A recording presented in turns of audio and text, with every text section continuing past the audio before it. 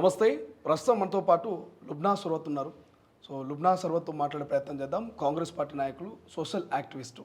So ఇఫ్తార్ విందును రద్దు చేయాలంటూ ఆమె డిమాండ్ చేస్తూ ఉన్నారు. ముఖ్యమంత్రి రేవంత్ రెడ్డి గారికి లేఖ రాశారు. మరి లేఖ నుంచి ఏమైనా రిప్లై వచ్చిందా? ఇఫ్తార్ విందు రద్దు కాబోతుందా? అసలు ఇఫ్తార్ విందును ఎందుకు రద్దు చేయమంటున్నారు అనేది మాట్లాడే ప్రయత్నం చేద్దాం. లుబ్నా గారు ఉన్నారు. లుబ్నా గారు, ఎందుకు మీరు ముఖ్యమంత్రి గారికి లేఖ రాశారు? సో ఎందుకు ఇఫ్తార్ విందును రద్దు చేయమని డిమాండ్ చేస్తూ ఉన్నారు? ఫస్ట్ పాయింట్ అండి, ఇఫ్తార్ విందు రద్దు చేయాలి. ఇఫ్తార్ విందు అది ఇంపార్టెంట్. దావత్ అని ఉంది, బడ్జెట్లో ఉంది, ఇది వర్డ్ ఏమని దావత్ అని ఉంది. దానికి ట్రాన్స్లేషన్ తెలుగులో మీరు విందు అని చేస్తున్నారు. విందు చేసుకునే అవసరం ఏంటి, ఆ ఒకేషన్ ఏంటో మరి ఇప్పటిదాకా మాకు ఎవరికి తెలియదు. ఇఫ్తారా అంటే మరి ఇఫ్తార్ ఒక మతానికి సంబంధించినది, దాంట్లో మీరు ఎందుకు జోక్యం చేసుకున్నారు? పైగా రెండు కరెక్షన్స్. ఒకటి, నేను ఒకదాన్ని కాదు ఇది అడుగుతుంది, లక్షలాది మంది ఇదే గొంతుతో ఉన్నారు. ఇప్పుడు అందరు స్టేట్మెంట్స్ ఇష్యూ చేస్తున్నారు, ట్విట్టర్ మీద హోర్ ఉంది. మన ఒక్కదాన్ని కాదు. పైగా ఇది కొత్తదేం కాదు. 2017లో కూడా నేను పిల్ వేశాను, 2018లో కూడా నేను పిల్ వేశాను. ఆ పిల్ ఇప్పటిదాకా పెండింగ్ ఉంది. మరి అది కూడా పరిగణలో తీసుకోవాలి కదా. సో ఇప్పుడు ప్రాబ్లం ఏంటంటే ఇక్కడ ఫస్ట్ ఆఫ్ ఆల్ అది ఒక మతానికి సంబంధించిన వాళ్ళ రోజా, వాళ్ళ ఇఫ్తార్. దానికి పైగా ఆ మతం ఏమంటుందో చూడాలి ఇఫ్తార్ గురించి. పైగా సంవిధానం కానీ చట్టం కానీ నేడు మైనారిటీ ముస్లింల పరిస్థితి ఏంటి, కమిటీల వాళ్ళ గురించి ఏమంటున్నాయి, అది ఈ రెండింటినీ మనం పరిగణనలోకి తీసుకోవాలా ఏంటి. సో ఇఫ్తార్ గురించి ఆ మతం ఏమంటుంది, ఎందుకంటే ఇఫ్తార్ అన్నది వర్డ్ వీళ్ళే బడ్జెట్లో వాడినారు, దావత్ అని కూడా వాడినారు.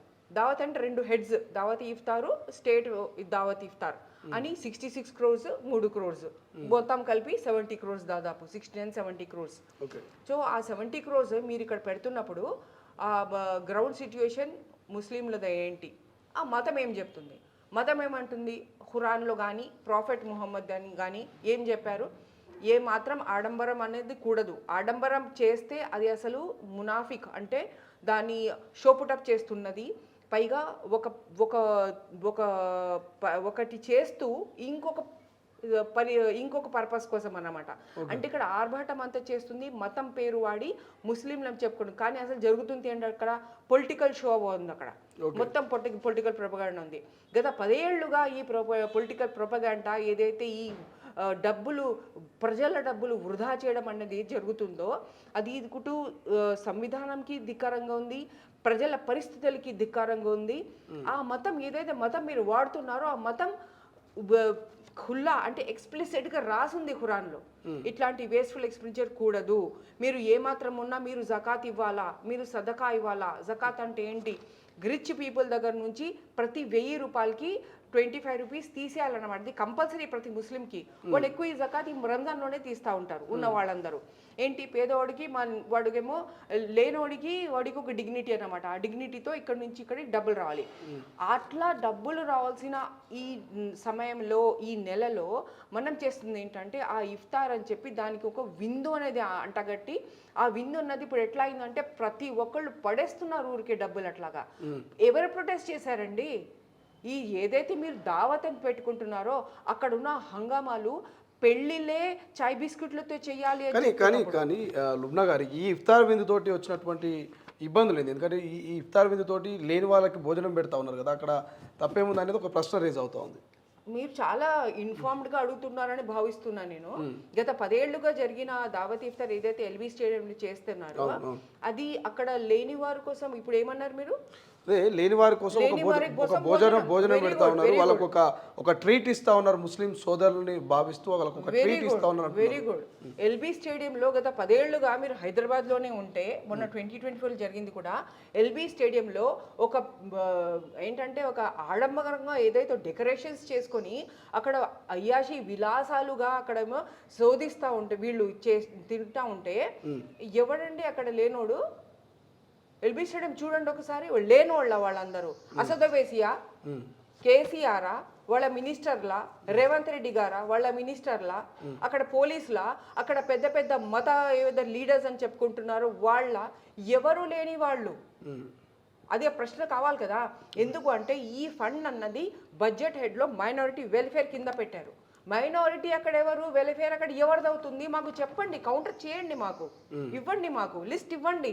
అక్కడ అసద్ ఓవైసీ వెల్ఫేర్ ఎంత 10 ఏళ్లుగా ఒకటే ఫేసు ఆయన వెనకాల ఆ మతబద్ధుల్ని వాళ్ళు అంటగట్టి పెట్టుకుంటారు.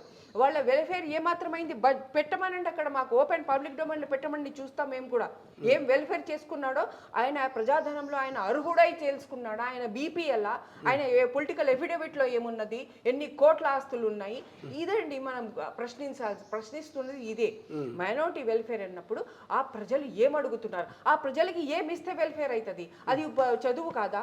అది ఉద్యోగం కాదా? అది ఎంపవర్మెంట్ కాదా? పొలిటికల్ ఎంపవర్మెంట్ కాదా? అది సోషల్ ఎంపవర్మెంట్ కాదా? ఎక్కడున్నాయి ఇవన్నీ? వాళ్ళ న్యూట్రిషన్ ఏముంది?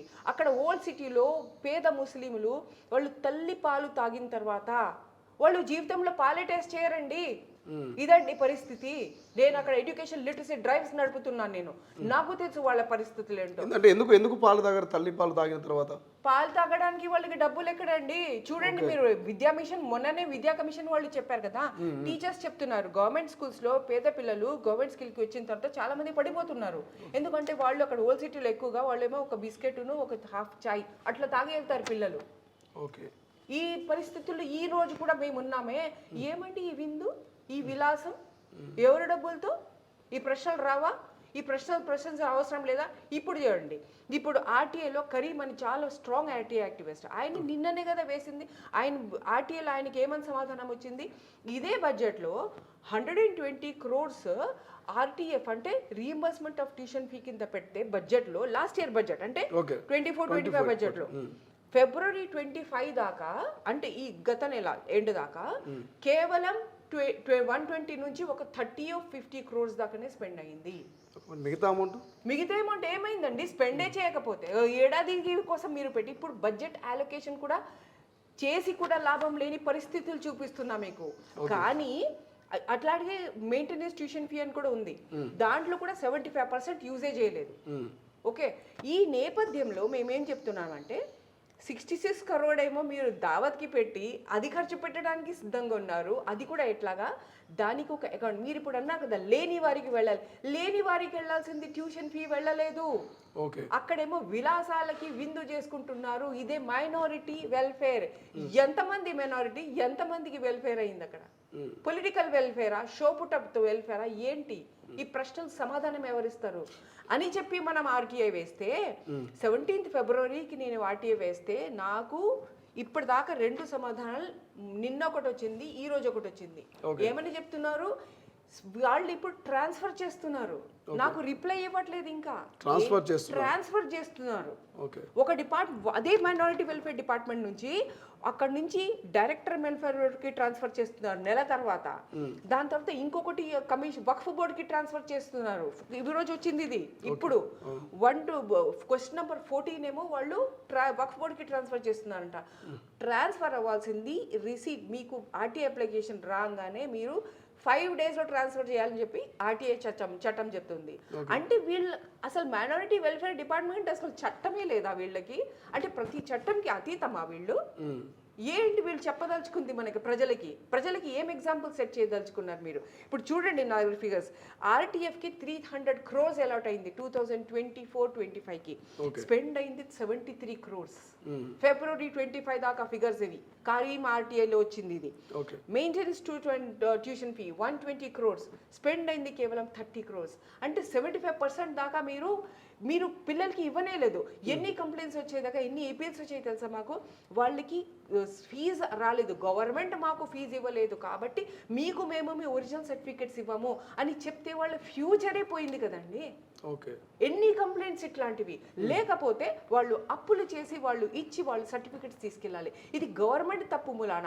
ఇక్కడేమో మనమేమో మీరు చెప్పిన ఏంటి విందులు, విలాసాలు, ఆ పెళ్లి కంటే ఎక్కువగా ఆ డెకరేషన్లు, ఒకళ్ళ నోట్లో ఒకళ్ళు ఖజూర్లు తోసుకోవడాలు. దాని తర్వాత అక్కడేమో ఆ ఎల్బీ స్టేడియంలో రకరకాల కంపార్ట్మెంట్లు, అంటే వివిఐపి విలాసంగా ఒక కంపార్ట్మెంటు, అదొక పెళ్లి విందులాగా. బయట ఏమో జర్నలిస్ట్కి ఇంకెవరికేమో వాళ్ళు ఎగబడుతున్నారు, ఒకళ్ళ మీద ఒకళ్ళు ప్లేట్లు తీసుకుంటా. ఇది ఇఫ్తార్ ఏంటండి? ఇప్పుడు మతానికి వద్దాం. ఇఫ్తార్ అంటే ఏంటి? ఆ రోజు మొత్తంలో వాళ్ళు సూర్యోదయం కంటే గంట ముందరే దాన్ని డాన్ పీరియడ్ అంటారు, అక్కడ ఆపేస్తారన్నమాట. దాని తర్వాత అక్కడ నమాజులు చేసుకుంటే, బిస్మిల్లా చేసుకుంటే, దువాలు చేసుకుంటే రోజా మొదలు. ఓకే. అది ఏంటి మళ్ళీ సూర్యాస్తమం అవ్వాలా. సూర్యాస్తమం అయిన తర్వాత వాళ్ళు ఖజూరు నీళ్లతో బ్రేక్ చేస్తారు ఫాస్ట్ని. ఖజూర్ ఎందుకు, దాంట్లో చాలా చాలా మినరల్స్, కాల్షియం అన్నీ ఉన్నాయన్నమాట. అది మాకు సున్నత్ కూడా, మా రసూల్ ప్రాఫెట్ ముహమ్మద్ అది చేశారు. సో అది బ్రేక్ చేసి నీళ్లు తాగి దాని తర్వాత ఎవరి తాహతికి వాళ్ళు ఏమున్నాయో తింటారు. పండ్లు తింటారు, అన్నం తింటారు, చపాతీ, వాళ్ళ తాహతుకు మించి, వాళ్ళ తాహతుకు సరిగ్గా అవన్నీ తింటారు. సో అయిపోయింది. అది ఏంటి, ఆ ఇఫ్తార్ ఘడియలు ఏంటి, రోజంతా పస్తువులు ఒక గరీబోడిని ఆకలి ఆ రోజు అందరికీ తెలుస్తుంది. చాలామంది మేమేంటంటే మాకు ఆకలి ఏక ముందరే మాకు అక్కడ అన్ని రెడీగా ఉంటాయి ఇంట్లో వండేసి, డేట్లో జేబులో డబ్బులు ఉంటాయి కొనుక్కోడానికి. అంటే మనకు ఎక్కువగా ఆకలి తెలిసే అవసరమే లేదన్నమాట. ఇది ఇక్కడ ఏమైతుందంటే ఆ ఉన్నవాడి కళ్ళ ముందర ఇంట్లో పిస్తా ఉంటుంది, ఐస్ క్రీమ్లు ఉంటాయి, అన్నీ ఉంటాయి, పెద్ద పెద్ద ఫ్రూట్స్ ఉంటాయి, అన్నీ ఉంటాయి. కానీ వాడు అవి తిండు. ఉన్నవాడు రోజా ఉన్నాడు, వాడు ఆ రోజు ఆకలి డింగ్ డింగ్ మంట చూస్తాడు, ఆ దాహం నాలుక మీద దాహం చూస్తాడు. అప్పుడు పేదోడి ఆకలి అర్థమైతుంది. దట్ ఈస్ మీనింగ్ ఆఫ్ రోజా.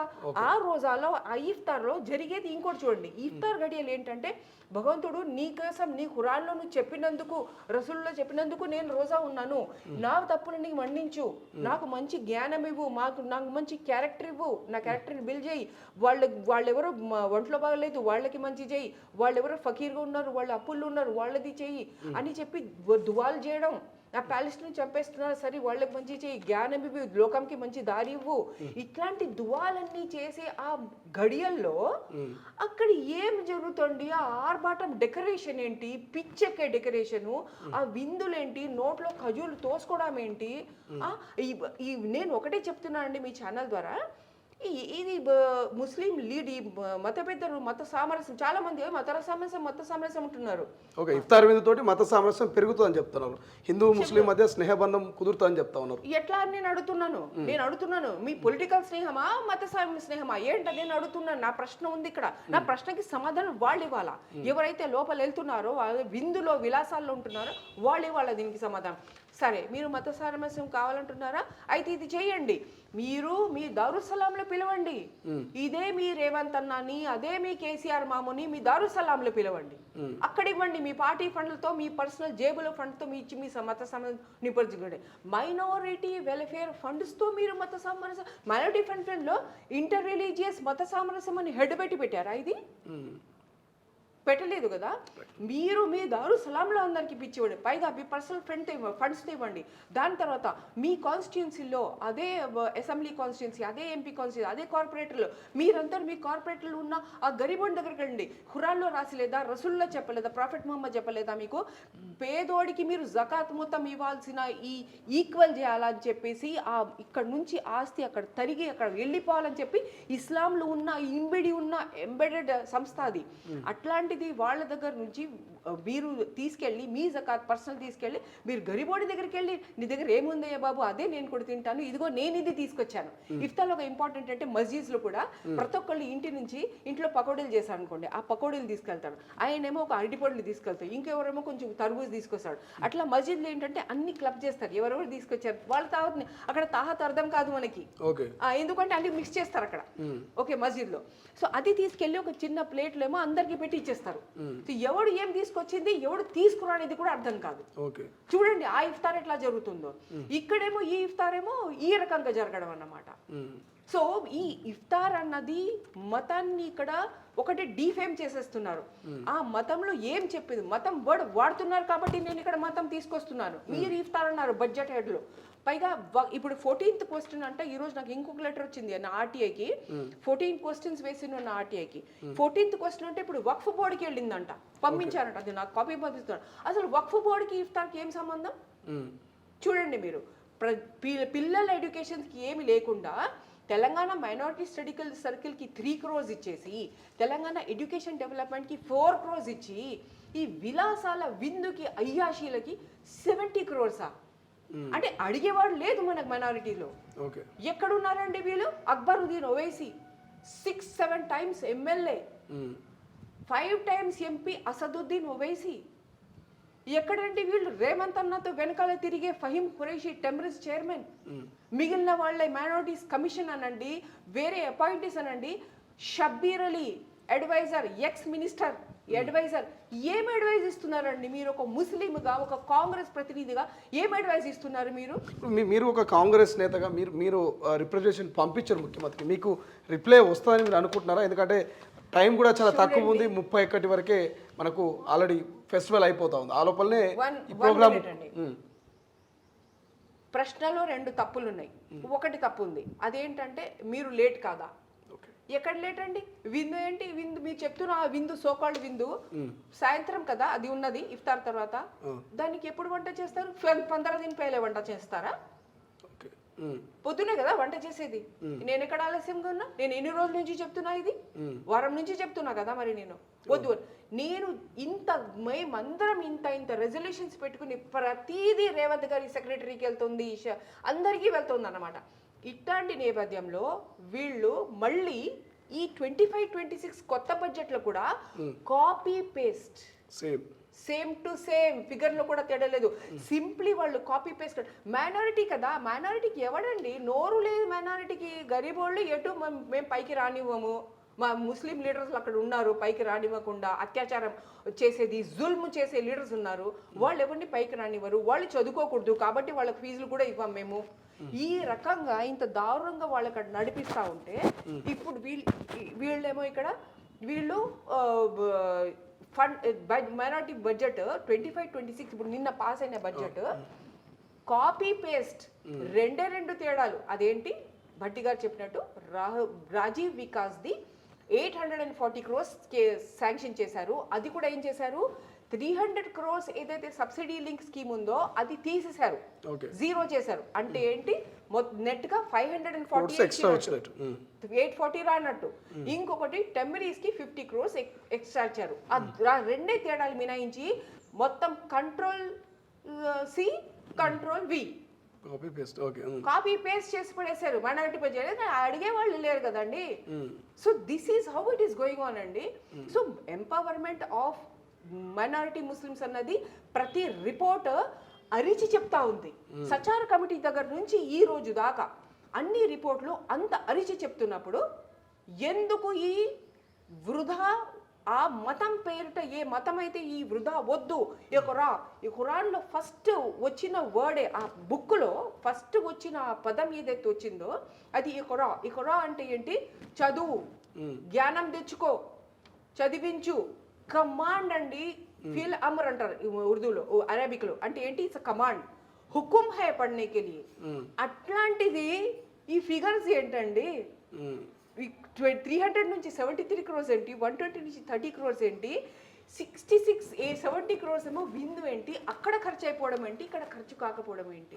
ఒక ఆర్టీఏ వేస్తే నాకు నెలకి ఇంకా తిప్పుకుంటున్నారు ఆర్టీఏ. నాకు సమాధానం ఇవ్వకూడదు. ఈ ఇఫ్తార్ విందు కంప్లీట్ అయ్యే లోపలైనా మీకు ఆర్టీఏ ఇన్ఫర్మేషన్ వస్తుంది అనుకుంటున్నారా? ఆర్టీఏ ఇన్ఫర్మేషన్ వచ్చినాక ముందు ఇఫ్తార్ క్యాన్సిల్ అవ్వాలా? అవుతుంది అనుకుంటున్నారా? నమ్మకం ఉందా? అవుతుంది. మా చీఫ్ మినిస్టర్ కి సరి అయిన అడ్వైజ్ ఇచ్చే చుట్టూ ఎవడూ లేవు. ఇప్పుడే మీకు పేర్లని చెప్పాను నేను. ఇప్పుడే మీకు పేర్లని చెప్పాను. ఆయనకి వెళ్ళి టోపీ తొడిగిస్తుంటారు రేవంత్ గారికి. మీరు మరి అక్బరుద్దీన్ బొట్టు వేసుకుంటారా? నేను డైరెక్ట్ గా ప్రశ్న వేస్తున్నాను. ఎందుకు మీరు ఆయనకి ఆ టోపీ వేయాలి? మహేష్ గౌడ్, మా ప్రెసిడెంట్ మహేష్ గౌడ్కి ఆనరబుల్ ఎమ్మెల్సీ, ఆయన మీద ఎందుకు టోపీ వేయాలి? అసలు ఆయన ఎందుకు టోపీ ధరించాలి? వాళ్ళు మీకు మీ పొలిటికల్ ఇది అధికారం చూపించుకుంటున్నారా? మీరు బొట్టు వేసుకుంటారా? మరి నేను ఎవరికి చెప్పాను అట్లా టోపీ చేసుకోమని, స్కార్ఫ్ వేసుకోమని? నేను ఎవరికి చెప్పాను? ఎవరి మతం వాళ్ళు ఎట్లా కావాలో అట్లా చేసుకుంటారు, అట్లా ధరించుకుంటారు. సో ఇక్కడ జరుగుతుంది ఏంటంటే ఒక పొలిటికల్ ముఠా వాళ్ళ ఆధిపత్యం ఎప్పుడు. మేము ఏం గవర్నమెంట్ ఉన్నా, కేసీఆర్ మాము ఉన్నా వాడు మేము టోపీ వేస్తాం, రేవంత్ అన్న వచ్చినా మేము టోపీ వేస్తాం, రేవంత్ భాయ్ వచ్చినా టోపీ వేస్తాం, మహేష్ భాయ్కి టోపీ వేస్తాం అని చెప్పి ఒకలాంటి వాళ్ళ జుల్మ్, ప్రజల మీద జుల్మ్, ఇక్కడేమో పొలిటికల్ కౌంటర్ పార్ట్స్ మీద ఒక జోర్ అన్నమాట. ఇప్పుడు మీరు పార్టీకి వ్యతిరేకంగా, మతానికి వ్యతిరేకంగా ఇఫ్తార్ విందును రద్దు చేయాలని ఫైట్ చేస్తా ఉన్నారు. ఈ ఫైట్ చేసే సమయంలో ఏమైనా థ్రెడ్స్ ఏమైనా వచ్చాయా? బెదిరింపు కాల్స్ కావచ్చు, ఎవరైనా మిమ్మల్ని కంట్రోల్ చేసే ప్రయత్నం కానీ అట్లా ఏమైనా కాల్స్ వచ్చాయా మీకు? లేదండి, నాకేమి రాలేదు. మెసేజెస్ వస్తున్నాయి, మీరు ఫహీం ఖురేషికి పెట్టండి, అసద్ ఓవైసీకి పెట్టండి, అక్బరుద్దీన్ ఓవైసీకి పెట్టండి, షబీర్ అలీకి పెట్టండి. నేను చెప్పిన దయచేసి వాళ్ళ నంబర్లని నాకు ఇవ్వండి, వాళ్ళ exactly face time, iPhone face time numbers ఇవ్వండి, వాళ్ళ వాట్సాప్ నంబర్స్ ఇవ్వండి, నేను వాటికి ఇస్తాను. ఊరికి ఏదో పబ్లిక్ నంబర్స్ కాదు, వాళ్ళు చదివే నంబర్స్ నాకు ఇవ్వండి, నేను వాళ్ళకి ఇస్తాను. వాళ్ళు కలవాలని నేను వెళ్ళి వాళ్ళని కలుస్తాను. తప్పకుండా వాళ్ళకి నేను, వాళ్ళు కాన్స్టిట్యూషనల్గా ఎలెక్ట్ అయి ఉన్నవాళ్ళు, వాళ్లకు కాన్స్టిట్యూషనల్గా వాళ్ళకి అధికారం ఉన్నవాళ్ళు, వాళ్ళు ప్రజలు ఓటేస్తే వచ్చిన వాళ్ళు, వాళ్ళకి చెప్పడం మాది కూడా బాధ్యత ఉంది. ఇప్పటికీ వాళ్ళందరు ప్రెస్లో చూస్తున్నాను, Urdu press, Telugu press, English press అన్నిట్లోనూ వచ్చింది. ప్రతి ఒక్కళ్ళకి ఇది తెలుసు, ఆర్టీఏ వాళ్ళకి తెలుసు. సో అన్నిటి వాళ్ళకి తెలుసు. కానీ అయినా నేను వాళ్ళకి వెళ్ళి తప్పకుండా కాన్స్టిట్యూషన్ పొజిషన్స్ ఉన్నాయి కాబట్టి తప్పకుండా వాళ్ళకి మేము చెప్తాం. రైట్, ఫైనల్గా ఈసారి ఇఫ్తార్ విందు ఆగిపోతుందా? లుబ్నా ఫైట్ తోటి కంటిన్యూ అయ్యే అవకాశం ఉందంటారు? ఇది లుబ్నా ఫైట్ కాదు, ఇది ప్రజలందరూ ఏకకంఠంతో వాళ్ళు చెప్తా ఉన్నారు. ఎంపీజే ముస్లిం ఏంటది ముస్లిం పీస్ అండ్ జస్టిస్ అని ఉంది, వాళ్ళు ఇష్యూ చేశారు స్టేట్మెంట్. యునైటెడ్ సిటిజన్స్ ఫోరం వాళ్ళు ఇష్యూ చేశారు స్టేట్మెంట్. ప్రజలేమో ఇది ఏంటంటే ట్విట్టర్ మీద వేస్తా ఉన్నారు, ఫేస్బుక్ మీద వేస్తా ఉన్నారు, channels all channels of whole city వేస్తా ఉన్నారు. రేవంత్ అన్న ఫోటోకు డాల్కే అన్న మాకు ఇది వద్దు, మాకు మా ఎడ్యుకేషన్ మీద వీటి మీద పెట్టు, మేము కంగు తింటున్నాము, మాకు అసలు ఇంత తెలియదు ఇట్లా 70 crores ఇవన్నీ ఉన్నాయని అని చెప్పి ప్రజలు చెప్తా ఉన్నారు, ట్వీట్ చేస్తున్నారు, ట్యాగ్ చేస్తూ ఉన్నారు. కాబట్టి రేవంత్ మా ముఖ్యమంత్రి ఆనరబుల్ సీఎం గారు ఒక ఫిలసఫికల్ మనిషి.